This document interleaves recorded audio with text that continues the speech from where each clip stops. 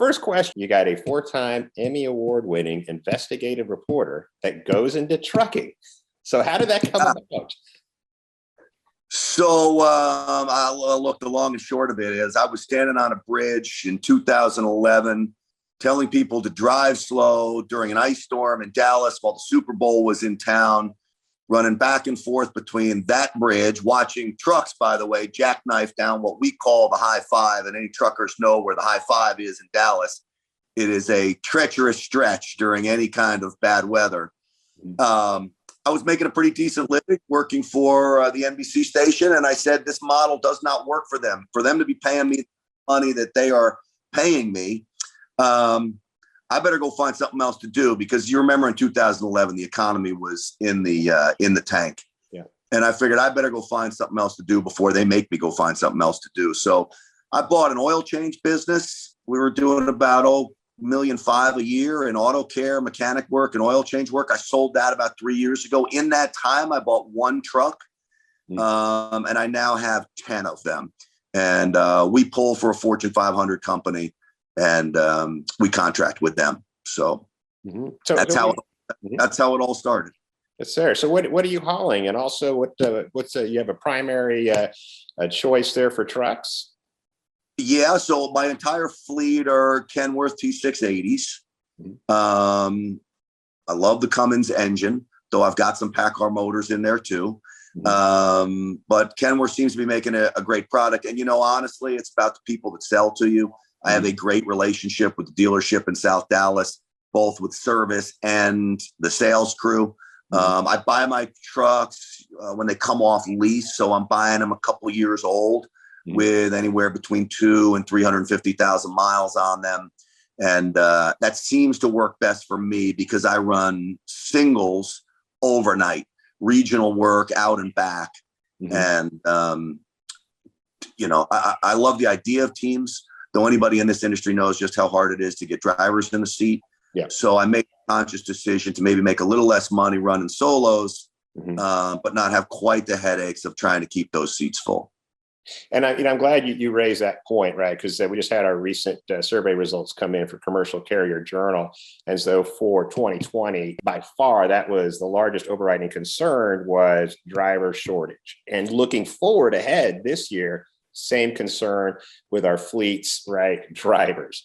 And so has that's been helpful for you then, going solo? There's some other approaches that you're taking as well? Well, unfortunately, I'm in Texas, in Dallas, and the fall of the oil markets helped us as far as finding drivers. So there's a lot of drivers that were working out in the oil fields that are now coming back with the promise of great money out there. That dried up. So I'm having an easier time now finding drivers. But what's happened out there is not really all that great for our economy either. But all politics are selfish politics, I say. And in that regard, it's been easier to find drivers, though I feel bad about what's happening in the oil fields, which is, the next issue for truckers right now is going to be the price of fuel. Yeah. I mean, what the Biden administration is doing to our energy independence, canceling Keystone Pipeline. My 17-year-old niece complained to me the other day. She said, I don't understand why gas prices are so high. Her parents make her pay for her own gas. It's part of growing up. She doesn't get it. I said, hey, little girl, this is about politics. This is about Joe Biden. This is about a war on energy. And so you're going to see, fuel prices, unfortunately, skyrocket. And I hope, I think the little guys are going to get hurt the most because you've got to have your surcharge language in whatever contract you're running. But in the end, it could be a big issue. And of course, the price of goods is going to go skyrocketing as well. Right. And then, interesting, looking ahead, right, you're talking about increased, regulations and, naturally emissions, a lot of people, looking at that and trying to plan ahead. Right. So as you look down the road, right, obviously emissions getting more and more stringent, California being the most stringent of all, pushing for near zero NOx, right, by 2027. we've got some readers saying, hey, they're glad they're going to be retiring, so they don't have to deal with a lot of that.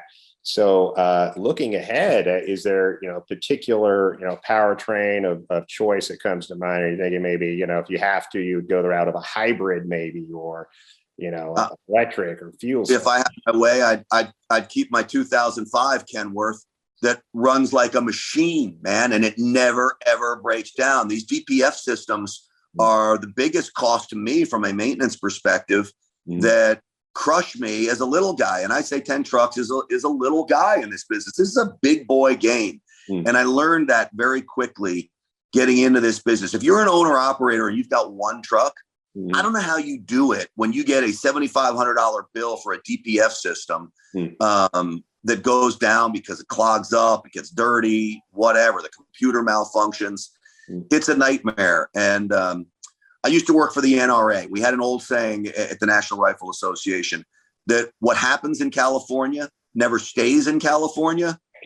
Well, guess what? That goes for trucking as well.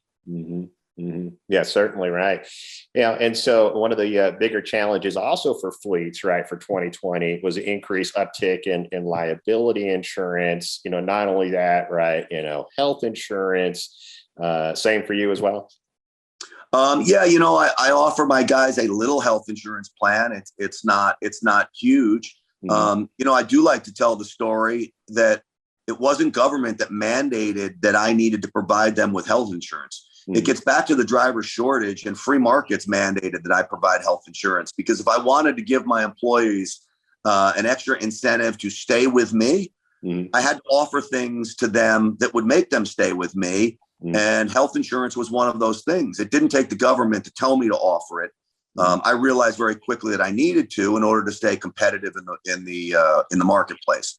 So health insurance is an issue. This issue of the cost of liability insurance, it's going to go up. Look, I've heard words, and I've got a lot of friends in Washington, that Joe Biden is pushing for a $4 million liability level of coverage. $4 million.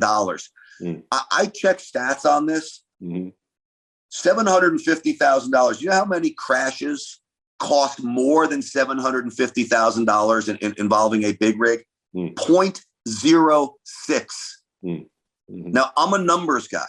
If 0.06, half of 1%, basically, is an accident, a crash over 750,000, why are you mandating the entire nation go to $4 million or $2 million worth of coverage? Unless your ultimate goal is to stick it to all of us who burn fuel. Unless your ultimate goal is to, stick it to the good workers of America, because they're the ones who are ultimately going to suffer the most. Again, I say it's a big boy game, but for the little guy to have their insurance premiums triple, that can be crushing.